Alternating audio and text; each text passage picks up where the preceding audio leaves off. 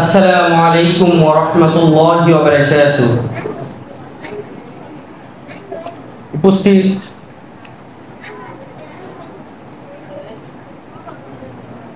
প্রিয় শিক্ষার্থীবৃন্দ, উপস্থিত সম্মানিত গার্ডিয়ান, উপস্থিত অত্র প্রতিষ্ঠানের সভাপতি, সেক্রেটারি, উপস্থিত এলাকার সম্মানিত গুরুজন, সকলকে আমার আন্তরিক সালাম। আসসালামু আলাইকুম ওয়া রাহমাতুল্লাহি ওয়া বারাকাতুহু।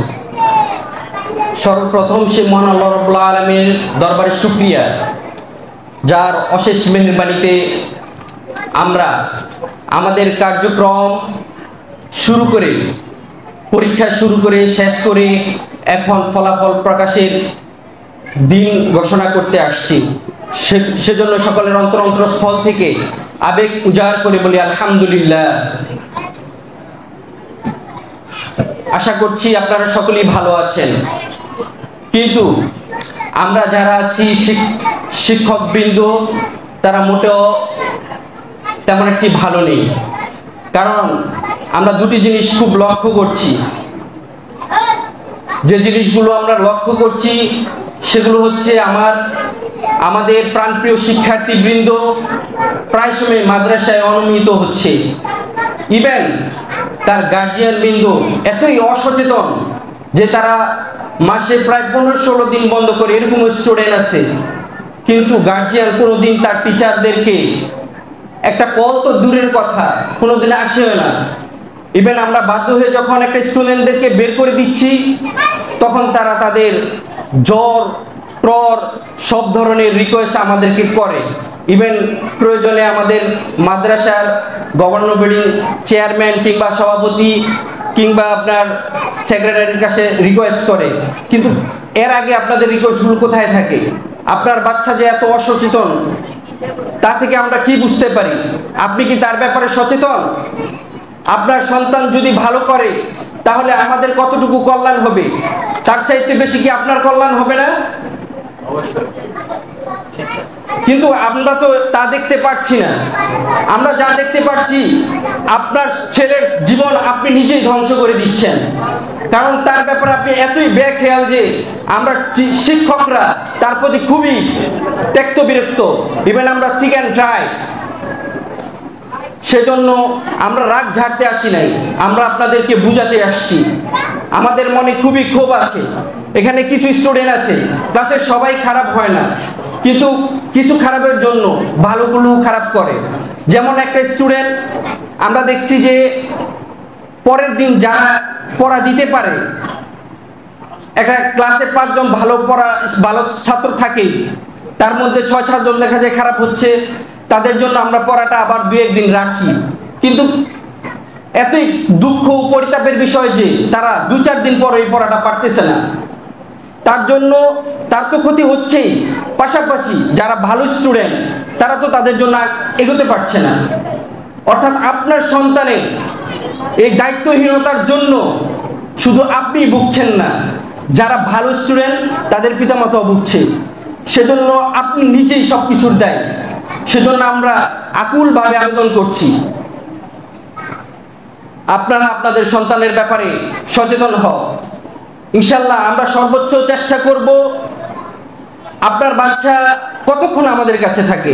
মুষ্টিময় 3 থেকে 4 ঘন্টা, এইটুকু আমরা গ্যারান্টি দিতে পারি। আমরা লিখে দিছি, আপনার সন্তান দায়িত্ব আমার। কতক্ষণ দায়িত্ব আমার? যতক্ষণ সে আমার কাছে আছে ততক্ষণ। কিন্তু বাকি সময় তো দায়িত্ব আপনাদের। সে যখন বাড়িতে যায়, আমি তো দেখি না কোনো গার্জিয়ান পিতামাতা তার সন্তানকে ধরে মসজিদে নিয়ে আসে। সে আমাদের ভয়ে নামাজ পড়বে কেন? সেজন্য আল্লাহর ভয়ে নামাজ পড়ে। এই শিক্ষাটুকু আপনার দেওয়া উচিত তো। কই দেখি নাই তো আমি কারো পিতা ধরে নিয়ে আসছে তার সন্তানকে নামাজ পড়ে। তারা ছোট মানুষ, তাদেরকে আমরা এই কান দিয়ে বললে ওই কান দিয়ে বেরিয়েও যাবে। কিন্তু আপনি যখন তাকে প্র্যাকটিক্যালি করবেন এই কাজগুলো, তার হৃদয়ে গেঁথে যাবে। তার ভয়, আল্লাহর ভয় তার হৃদয়ে গেঁথে যাবে। এগুলো যখন আপনি তাদের শিক্ষা দিবেন, তখন সে পরিপূর্ণ মানুষ হিসেবে গড়ে উঠবে ইনশাআল্লাহ। সেজন্য আমার সংক্ষিপ্ত বক্তব্য এখানেই শেষ করব। আশা করব আগামীতে ইনশাআল্লাহ আপনারা আপনাদের সর্বোচ্চটুকু দেওয়ার চেষ্টা করবেন। আর আমরা আপনাদেরকে শপথ করে যাচ্ছি, এই মাদ্রাসার প্রত্যেক টিচার যে পরিমাণ শ্রম মেহনত করে, আপনারা আশেপাশে তো আরো অনেক মাদ্রাসা আছে, নামকরা মাদ্রাসা আছে, 30 বছর আছে, আপনারা যে দেখে আসেন। আমাদের মাদ্রাসার শিক্ষকের কিছু সন্তান পড়ে ওই মাদ্রাসায়, উনি প্রায় সময় যায়, উনি বলে যে আমি দেখি আমার সন্তানগুলোর ওরা কিভাবে পড়াচ্ছে, ওরা মিটিং করছে, গল্প গুজব করছে, কিন্তু ওই মাদ্রাসাগুলো কেন চলছে? নামে চলছে। একসময় ভালো ছিল কিন্তু নামে চলছে। আলহামদুলিল্লাহ, আপনারা এখানে আমাদের যে কমিটির লোকজন তারা প্রায় সময় আমাদের এই যখন ক্লাস চলাকালীন সময় সারাক্ষণ তারা উপস্থিত থাকে, নোটিশ করে কে কি করছে। ইভেন আমরা অ্যান্ড্রয়েড মোবাইলও ইউজ করি না অনেকে। এসব স্যাক্রিফাইস আমরা কেন করছি? আপনার সন্তানের জন্য করছি। আহামরি বেতন কি আমাদেরকে দিয়ে দেয়? এখানে কি এরকম টিচার আছে আমাদের 30-35 হাজার টাকা বেতন দেয়?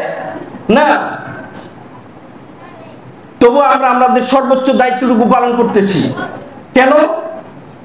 আমরা সম্মান পাবো। আমার একটা শিক্ষার্থী যখন পরবর্তীতে ভালো করবে, আমাদের নাম রয়ে যাবে, চিরতরে রয়ে যাবে, আল্লাহর কাছেও আমরা ভালো পাবো। সেই আশায় আমরা আমাদের সর্বোচ্চ দেওয়ার চেষ্টা করছি। কিন্তু আপনারা তো করছেন না। আপনার সন্তানের ব্যাপারে তো আপনারা সিরিয়াস না, মোটেও সিরিয়াস না। শুধু আমরা সিরিয়াস হলে আপনার বাচ্চা ভালো হয়ে যাবে এটা যদি ভেবে থাকেন, নির্দ্বিধায় এটা একদমই ভুল। সেজন্য আমরা বলবো, আপনাদের সন্তানকে মানুষ করতে হলে আমাদের যেমন প্রচেষ্টা থাকতে হবে, তার চেয়ে বেশি আপনাদের প্রচেষ্টা থাকতে হবে। কারণ আপনার সন্তান আপনার কাছে সারাক্ষণ থাকে। সেজন্য আমি আর কথা বাড়াবো না, এই বলেই আমার সংক্ষিপ্ত বক্তব্য শেষ করছি।